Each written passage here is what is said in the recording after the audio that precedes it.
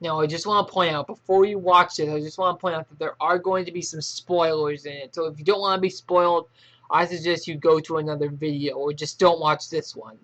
But anyway, today I'm going to be discussing Transformers: Age of Extinction. It's the first time I've ever seen a Transformers movie in theaters.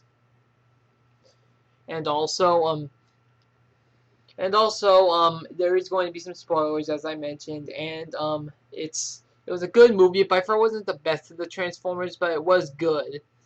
So I'm gonna start with the basic plot. So the basic plot starts out. I missed the very beginning of the movie, but I did read on it. It said that it started out with lockdown coming to Earth and detonating these seeds everywhere, and it was during the age of the dinosaurs, and the seeds spread, turned everything to metal, and the same metal that the Transformers were made out of, and that is what caused the extinction of the dinosaurs. It wasn't a meteor; it was lockdown. And I just wanted to point out, I'm a little bit unsure on this. Some of the fans are also unsure, but I don't think Lockdown was ever a Decepticon, actually, because we're going to get more on that later. So anyways, I think it's like 3 years after the Battle of Chicago, or the Revenge of the, not Dark of the Moon, and no Shia LaBeouf nor Megan Fox are in this, and Josh Duhamel isn't in this either.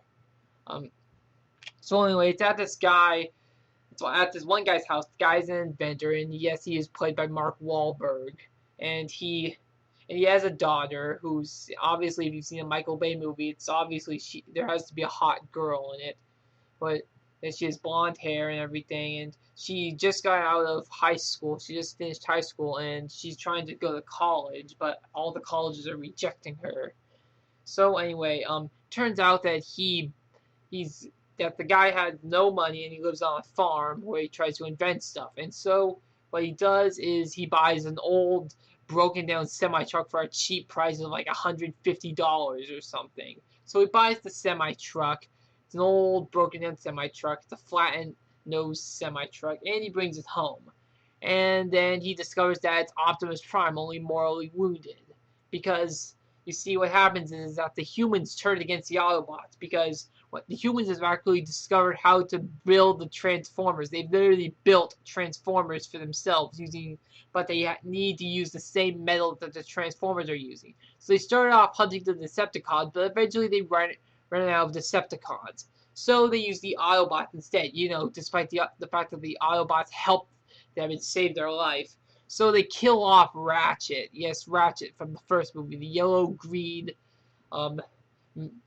ambulance. They kill him, and yeah, so Optimus and the other Autobots flee, and Optimus is injured. So the Mark Wahlberg fixes up Optimus, and he is and so that's when the government comes, and the government wants Optimus. But eventually, and that's also when he, when his daughter's boyfriend comes in and all that stuff. And so what happens is that Optimus saves them, and they all drive off. And Optimus takes a new vehicle mode. He takes a blue and red flame truck, only a more modern semi-truck mode. And no, it wasn't a flattened semi-truck. And so they go to like a desert place where the remaining Autobots are. There is Drift, which is a former Decepticon. He's like a samurai. There is Hound, who's supposed to be this movie's version of Bulkhead, and he has a beard and has cigar and everything. There is let's see, there is also Iron Knight is dead, as you know, and there's also a green guy who has like a helmet and everything and an accent. I forgot what his name is. Post in the comments if you know, because I just forgot what his name is. And yeah, those are the Autobots. And and of course there has to be Bumblebee. You can't have Transformers without Bumblebee, and Bumblebee still can't talk. Despite the fact that they fixed his voice in the end of the first movie. Nonetheless, so those are the Autobots. And yes, Ratchet was killed, and so was Megatron. So what happened was that they're building the Autobots, burning off the metal of all the dead Transformers, and they built Galvatron. If you see Galvatron in any other Transformers continuity, you can only see where this is going. Galvatron was in fact supposed to look like Optimus Prime, but instead it looked like Megatron. And so, um, that's because Megatron was still actually alive. His head was still alive, and he hacked into the thing and made it look like him, and he was about to take control of it. And that's when Lockdown comes in, and the government was actually was in an alliance with Lockdown, and he was because the Lockdown promised to give them a seed so they could detonate it in the middle of a desert where no one lived, so they can have enough of the special metal for 100 years or so.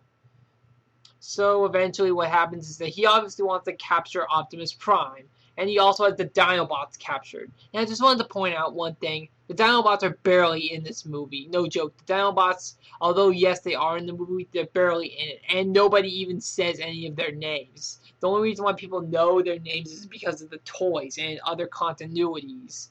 No, the names are literally not even spoken. The Dinobots are barely in this movie. The Dinobots don't even speak.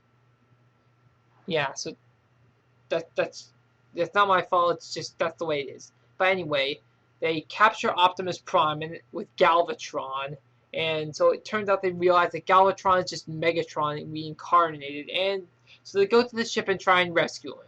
So what they do is they get onto a small ship and save Optimus, and so that's when Optimus says, screw humans, they betray us.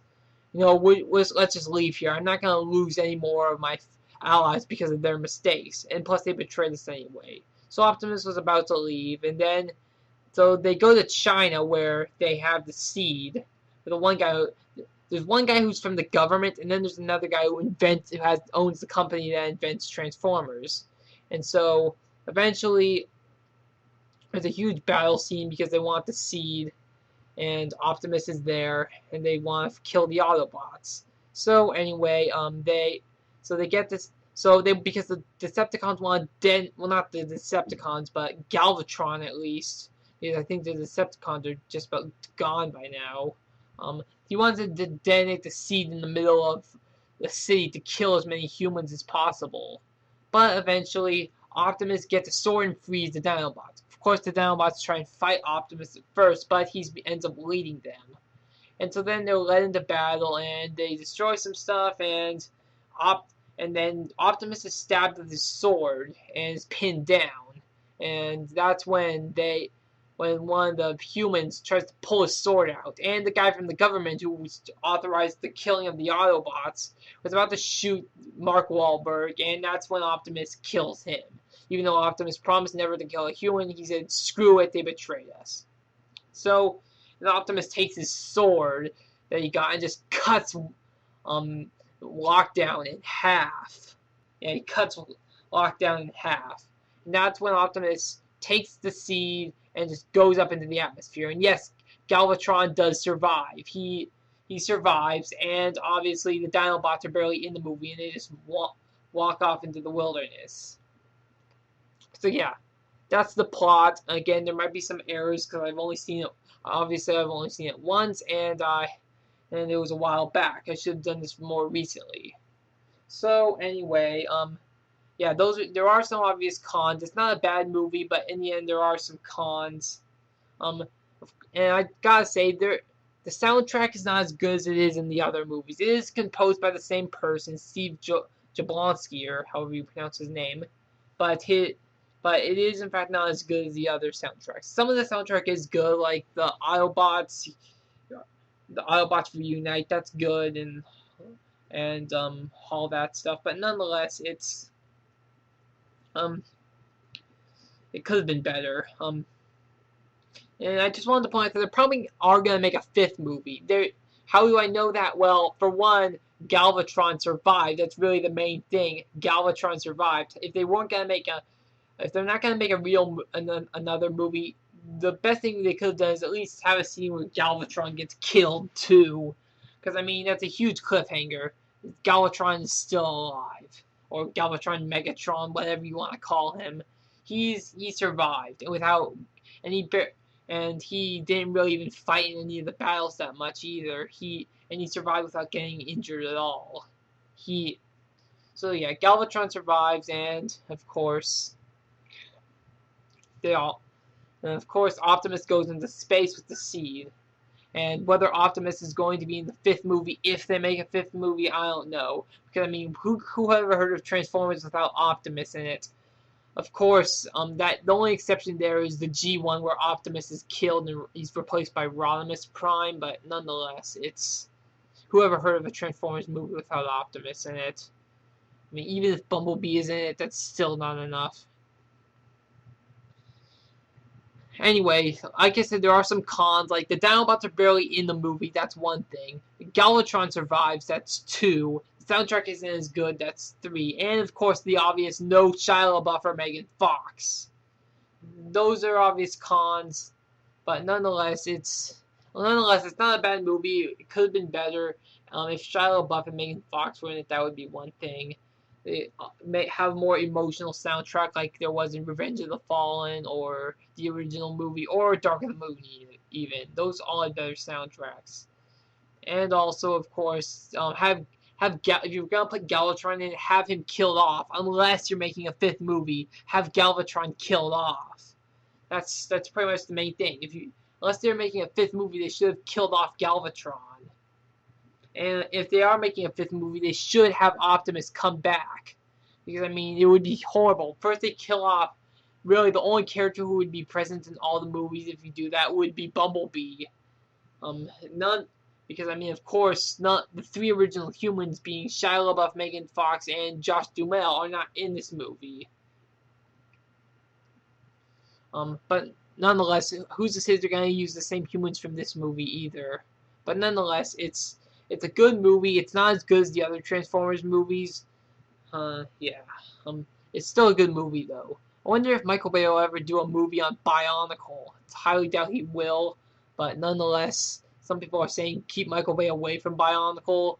Because, I mean, everyone say he effed up Transformers. I don't really see how that happened. Because I became a Transformers fan when I saw the first live-action movie. That's when I first began to ease into Transformers. I didn't know about G1. When I first saw the live-action movie, I had no idea that G1 ever existed. I didn't learn about G1 until later.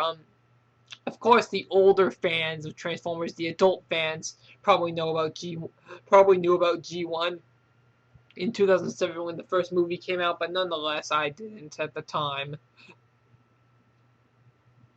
Anyway, that's my thought on Transformers Age of Extinction. Again, sorry if I had to spoil any of you guys, but don't say I didn't warn you in the beginning. Anyway, I'm signing off now, and goodbye.